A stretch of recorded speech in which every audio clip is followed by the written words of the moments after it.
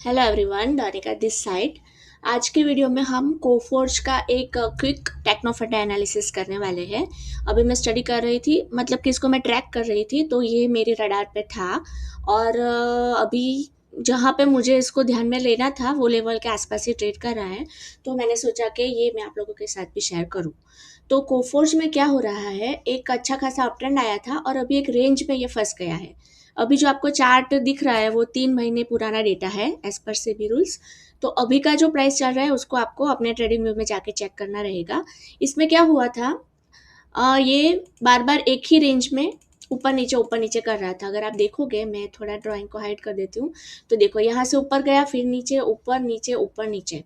तो इस तरह से ये ऐसे कुछ रेंज बना रहा है एंड ये रेंज अप्रोक्सीमेटली 29.35, मतलब 30% के आसपास की एक रेंज बन रही है। अगर आप अभी, ये पुराना डेटा है लेकिन अभी चेक करोगे तो अगर ये लोअर मतलब कि सपोर्ट के पास अगर हो तो फिर इसमें बाइंग बन रहा है। ये कोई रेकमेंडेशन नहीं है, मैं जस्ट शेयर कर रही हूँ चार्ट का जो भी करंट सिनारियो जो भी है वो। तो रेंज बाउंड के हिसाब से इसमें 30% का एक ट्रेड बन रहा है। जब ये सपोर्ट के ऊपर आएगा तब हम इसको ध्यान में ले सकते हैं। और दूसरा एक मुझे डिस्कस करना था, अभी मैं इसको मिटा देती हूँ सपोर्ट रेजिस्टेंट को। दूसरा, इसमें एनवेलप स्ट्रेटेजी बहुत ही बढ़िया काम कर रही है। मैंने इसमें पास्ट 10 ईयर का डेटा मार्क करके रखा है आप लोगों के साथ डिस्कस करने के लिए। मैं थोड़ा ओपन करती हूँ, फिर हम देख लेते हैं फटाफट। ओके, तो यहाँ से मैंने मार्क किया है। अगर आप देखोगे दिसंबर 14 से 2014 से लेके, तो लोअर बैंड पे यहाँ पे प्राइस ने टच किया था, फिर अपर बैंड पे टच किया। तो एनवेलप स्ट्रेटेजी जो लोगों को नहीं पता है वो चैनल के ऊपर जाके सर्च कर सकते हैं। पूरा डिटेल वीडियो इसके ऊपर बनाया हुआ है, क्या क्या सेटिंग रखनी है वो सब। तो as per this envelope strategy हमें लोअर बैंड के ऊपर बाय करना है और अपर बैंड के ऊपर सेल करना है। तो सिंपल एक यही प्रोसेस अगर हम फॉलो करते हैं तो कोफोर्ज इसमें हमें कैसा रिजल्ट देता है वो देखते हैं।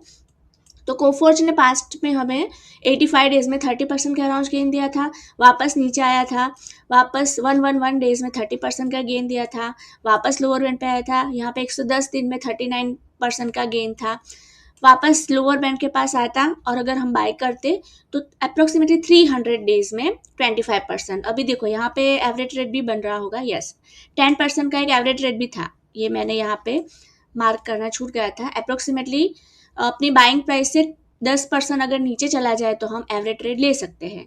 तो अगर हमने यहाँ पे लिया होता और यहीं पे सेल किया होता तो 275 डेज में 40% गेन, और उसके आगे मेन ट्रेड में 300 डेज में 25% गेन। और आगे चलते हैं तो ये अप ट्रेंड में था फुल, तो वापस बाइंग का मौका नहीं मिला था। फिर यहाँ पे हमें बाइंग की अपॉर्चुनिटी मिली। तो ये कौन सा टाइम था, कोविड वाला, राइट।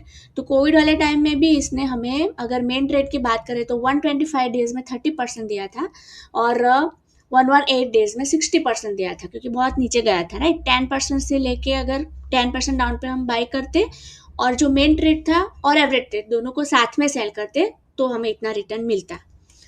फिर आगे चलते हैं, वापस कहाँ पे अपॉर्चुनिटी मिली थी, यहाँ पे कुछ ज़्यादा ही टाइम लिया था लेकिन टारगेट तो इसका भी आया था। तो देखो ये मेन ट्रेड था, main trade was around 491 days में 20% गेन था और 434 डेज में 40% के आसपास गेन था, राइट।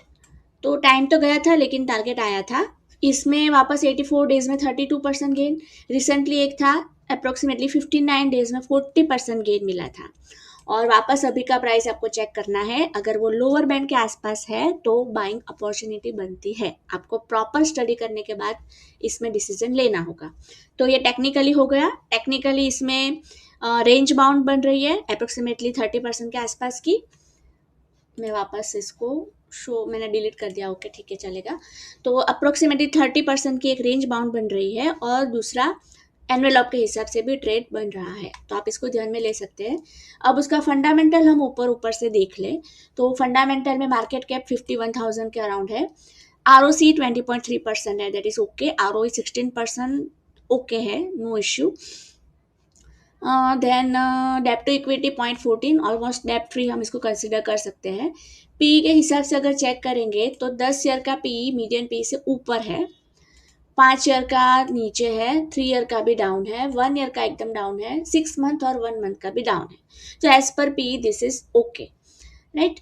अब हम प्रॉफिट एंड लॉस में देखेंगे तो इसका सेल्स अभी का जो TTM वो हाईएस्ट एवर है सेल्स।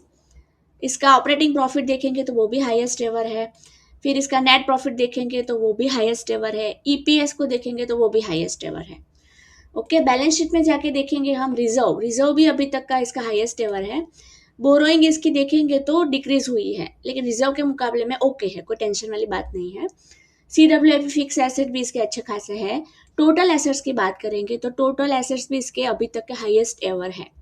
कैश फ्लो को थोड़ा देख लेते हैं। कैश फ्लो में ऑपरेटिंग एक्टिविटी का हमें पॉजिटिव में चाहिए, तो वो पॉजिटिव में है, अभी तक का हाईएस्ट एवर है। नेट कैश फ्लो भी अपना पॉजिटिव में है, हाईएस्ट एवर है। फिर हम इन्वेस्टर्स में जाएंगे तो प्रमोटर होल्डिंग अभी आपको 0% दिखेगी। तो 0% क्यों है, इसका सिंपल हमें गूगल करना है। तो गूगल करेंगे तो उसके ऊपर से हमें पता चलेगा कि Coforge has 0 promoter holding because it is professionally manage company. पहले जो प्रमोटर्स थे उन्होंने अपना स्टेक सेल कर दिया, अब ये पूरी कंपनी प्रोफेशनली मैनेज होती है। सो ओके, कैम्स में भी ऐसा ही है। अगर आप कैम्स में जाके चेक करोगे तो उसमें प्रमोटर होल्डिंग 0 है। प्रमोटर होल्डिंग का 0 होना कोई नेगेटिव पॉइंट नहीं है, क्योंकि ये पूरी कंपनी जो है, पूरा जो इंस्टीट्यूशन है उसको प्रोफेशनली मैनेज किया जा रहा है। So that is strong point, not to worry. FII देखेंगे तो FII की होल्डिंग थोड़ी सी कम हुई है, लेकिन ये वैल्यूएशन के हिसाब से ये बाय सेल करते रहते हैं, तो भी 34.53% है, विच इज गुड। DII के देखेंगे तो DII की 53.67% है, मतलब दोनों स्ट्रॉन्ग हैंड्स इसमें 85% से ज़्यादा है। लाइक पब्लिक के पास ओनली और ओनली 11% है।